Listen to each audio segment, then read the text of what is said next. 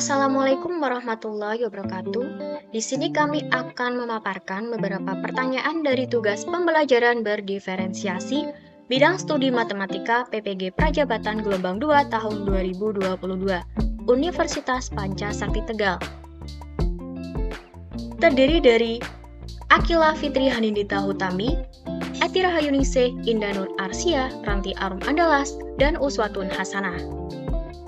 Yang pertama, pengertian pembelajaran berdiferensiasi. Menurut Tomlinson, pembelajaran berdiferensiasi adalah usaha untuk menyesuaikan proses pembelajaran di kelas untuk memenuhi kebutuhan belajar individu setiap murid. Pembelajaran berdiferensiasi adalah proses atau filosofi untuk pengajar efektif dengan memberikan beragam cara untuk memahami informasi baru untuk semua siswa dalam ruang kelasnya yang beraneka ragam. Selanjutnya, contoh keragaman anak di kelas. Yang pertama, Sita adalah seorang siswa kelas 3 SMP. Ia dari keluarga menengah yang mementingkan pendidikan. Ayah dan ibunya mempunyai pekerjaan yang berbeda. Ayah bekerja di kantor, ibunya adalah seorang guru. Ayah dan ibunya masing-masing sibuk bekerja. Biasanya ayah dan ibunya pulang sore hari. Walaupun sibuk bekerja, ibu Sita tetap memasak untuk keluarganya. Sedangkan ayahnya tetap aktif bergotong royong jika ada acara di lingkungan mereka. Setelah sholat maghrib berjamaah dan makan malam bersama, ayah dan ibunya sudah membiasakan Sita untuk belajar. Sita tetap belajar meskipun tidak ada tugas sekolah karena sudah menjadi kebiasaan. Ayah dan ibu mengajarkan Sita untuk tetap melakukan kewajiban utama walaupun sibuk dengan kegiatan lainnya. Pada rentang waktu cukup lama, tentunya Sita dan keluarganya mempunyai pandangan tersendiri terhadap lingkungan, kehidupan sosial dan budaya, dan sekitarnya, sehingga terbentuklah kepribadiannya yang ada pada diri Sita.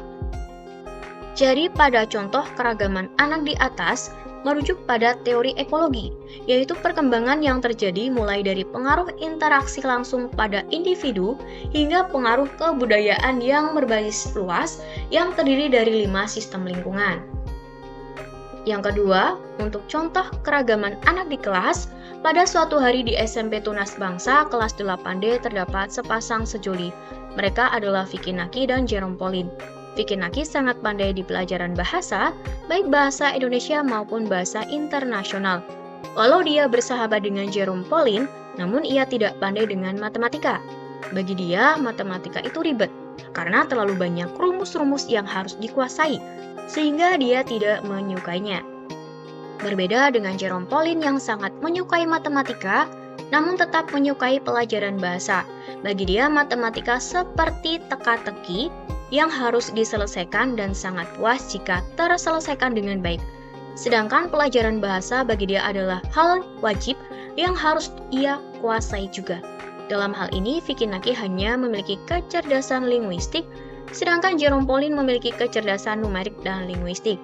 Jadi, pada contoh keragaman anak di atas merujuk dengan teori multiple intelligence atau kecerdasan ganda, di mana Jerome Pauline menguasai kecerdasan numerik dan linguistik, sedangkan Vicky Naki hanya menguasai kecerdasan linguistik yang artinya bukan merupakan teori multiple intelligence atau kecerdasan ganda.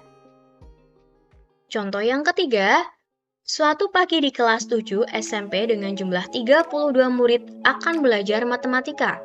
Terdapat 2 murid yang dianggap lemah dalam pelajaran tersebut. Siswa tersebut bernama Tanjobi dan Omedetau. Tanjobi tidak mudah bergaul, lebih senang menyendiri.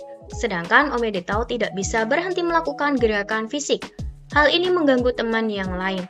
Oleh karenanya, guru matematika tersebut atau bisa disebut Bu Omi melakukan bimbingan tersendiri untuk kedua murid ini.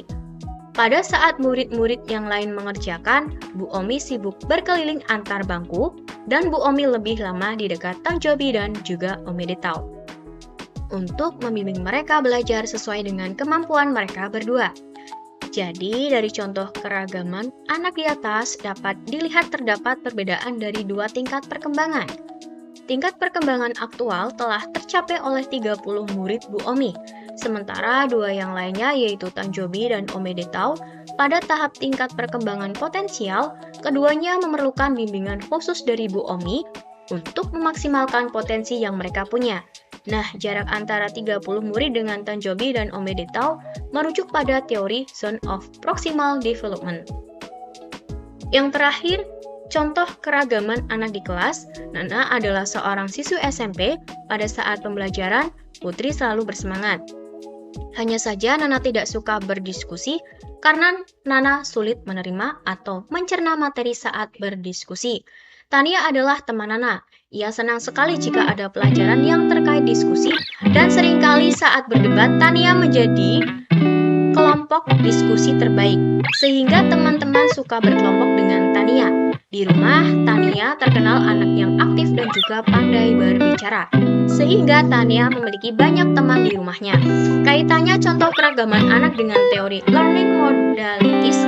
Jadi pada contoh keragaman anak di atas merujuk pada teori learning modalities, yaitu teori yang membahas gaya belajar peserta didik. Pada teori learning modalities tersebut terdapat 3 gaya belajar, yaitu visual atau melihat, auditory, mendengarkan, dan kinesthetic learning by doing.